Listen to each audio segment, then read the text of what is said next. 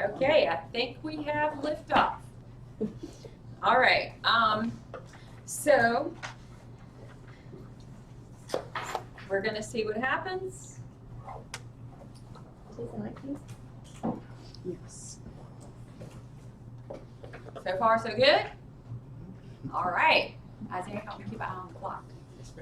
Okay, all right, so, yesterday, we have been talking about the structures of the lymphatic system.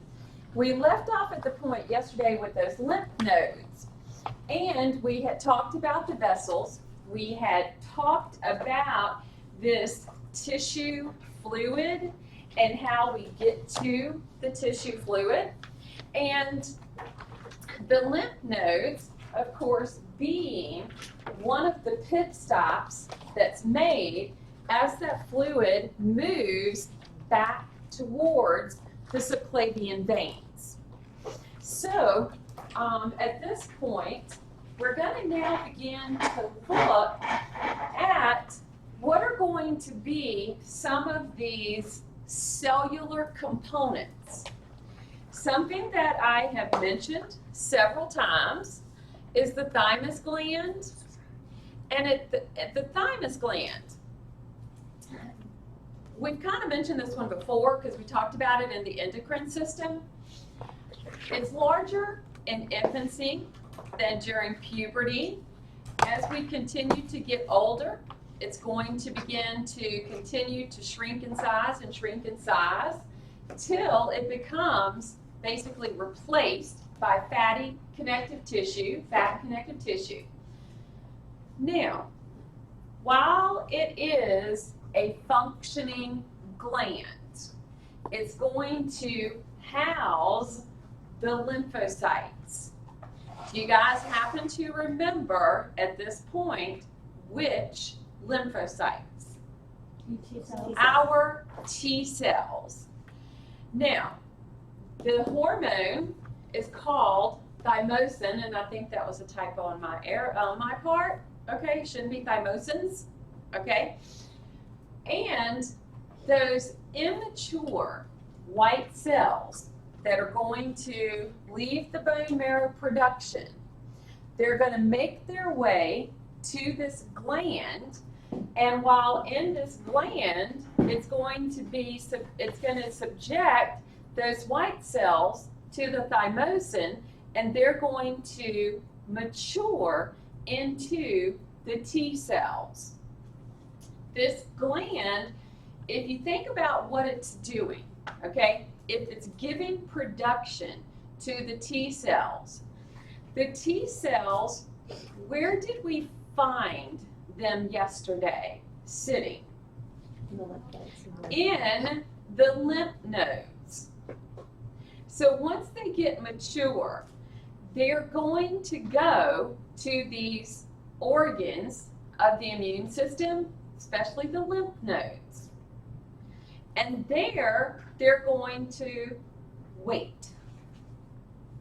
Now, when we begin to look at the maturation of those T cells, the T cells are going to have to become activated.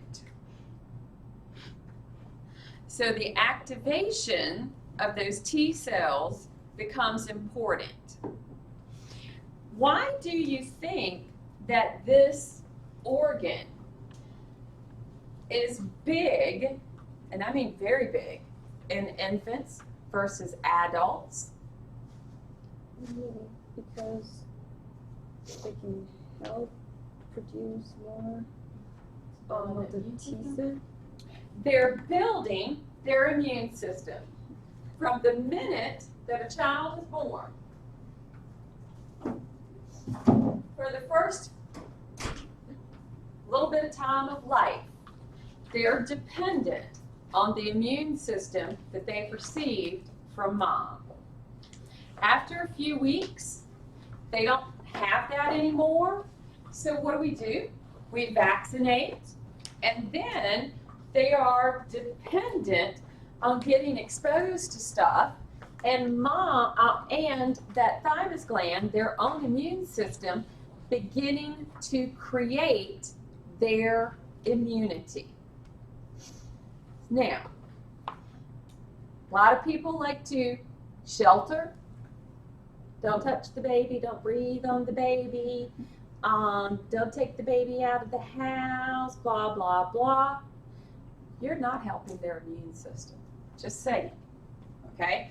Now, it becomes very important to build up as many of these little T cells, because if these T cells have to be activated, they create the memory cell. And the memory cell can sit and wait. So anytime you get exposed to it again, that T cell's ready to start acting. All right?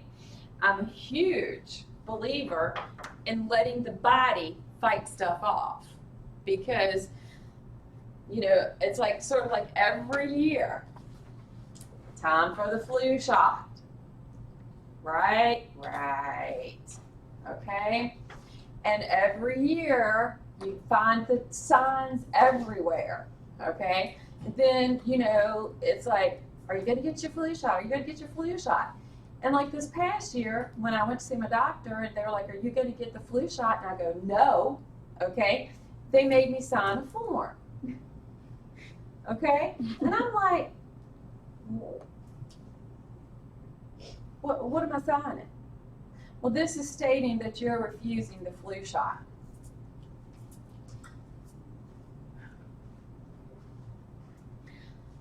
So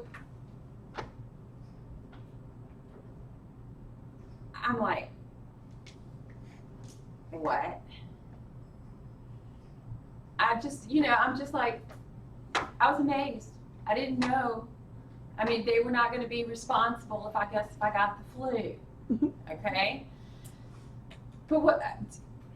Anyway, don't get me started there. Okay, so the thymus gland is important. And early in life, when immune systems have not built up, this is going to be an area with a high production rate. And so therefore, by the time you become an adult and it's beginning to shrink and shrink and shrink, all right, you've been exposed to lots of stuff, creating those T cells. Now, in our spleen, the spleen is our largest lymphatic organ. It's going to be in the upper left abdominal quadrant. Where is that? Morgan? Thank you. Please don't leave my class. Go in here. All right? Just a quick reminder. All right? Because that's something else that I've been told, when they get into the programs, they don't even know the quadrants. All right? Upper, lower, left, right. Right, right. Good. Okay, great.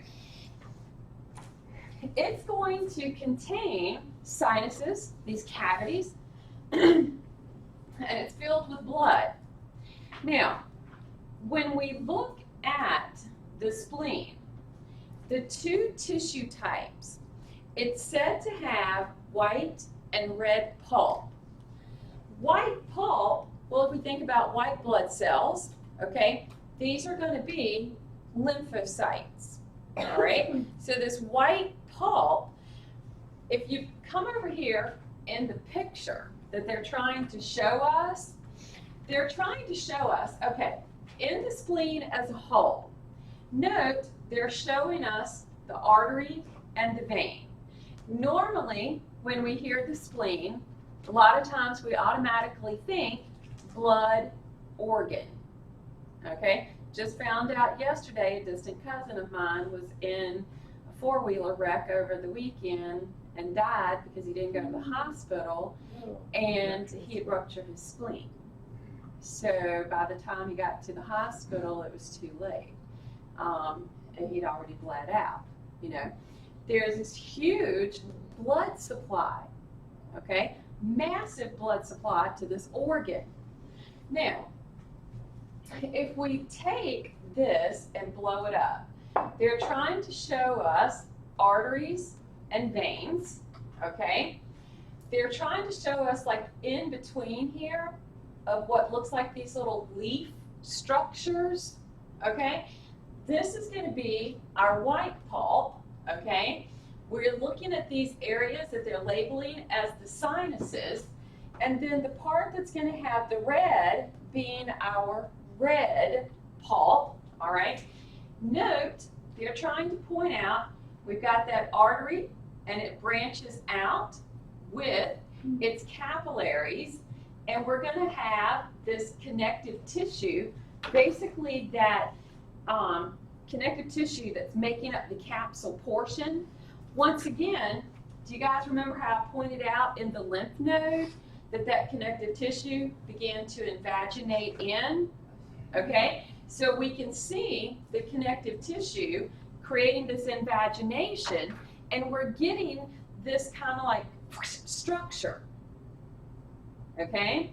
Just like we saw in the lymph node. It looked like the lymph node had all this structure that was like tree limbs inside of it, okay? So we've got a very similar structure here. Do you guys remember the reticular tissue? Remember how we had 3 fibers? We had collagen, we had elastin, we had the reticular. And the reticular was one that didn't have any structure. It just kind of went, you know, all over the place. The organs that are in this system are made up of a lot of reticular tissue, because that structure, creating that like branch, sticky type structure, allows cells to get stuck. Now think back to yesterday with the lymph node. The lymph node allows those macrophages and the T cells to sit. And they get to sit and wait because they're sitting on a branch of the reticular tissue. Now, the spleen. What's a major job of the spleen? Filter blood. And do you happen to remember what else we talked about this when we were talking about red blood cells? Where do the red blood cells go to die? The spleen. The spleen. Because that by the time that red blood cell gets there, and if I've got all this branchy reticular tissue, that red blood cell's worn out, it's done its job, it's like, I'm done, okay? And remember how it had to be broken down? And so it kind of gets stuck on the little branches, and it can break apart, okay? So the white pulp in the immune system, the white pulp is where we're going to find these lymphocytes, okay? T cells, B cells, all right? The red pulp, we're going to see red blood cells, we can have lymphocytes, and we can have macrophages. So if it has this structure where it's like this huge bunch of tree branching that takes place, these cells of the blood can come in and sit. Red blood cells that need to be destroyed will get hung up on stuff and destroyed. And it is a major organ for blood flow. It has a huge blood flow to this organ. So we